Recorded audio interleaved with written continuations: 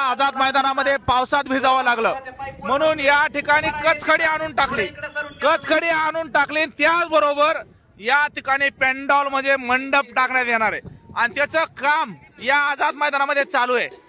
IISER भरून या ठिकाणी सामान आलंय बघा। मराठी कशी उचली देत कचकन दिशी घेतला खांद्यावर माग पुढे नाही। आंदोलन कितीही दिवस चालू आता माग हटायचं नाही।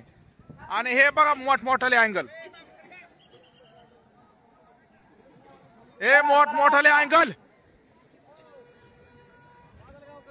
शाबास जय शिवराय। मोठा मंडप या ठिकाणी लावण्यात येणार आहे खूप मोठा कोणीही भिजणार नाही। युद्ध पातळीवर आझाद मैदानामध्ये काम सुरू।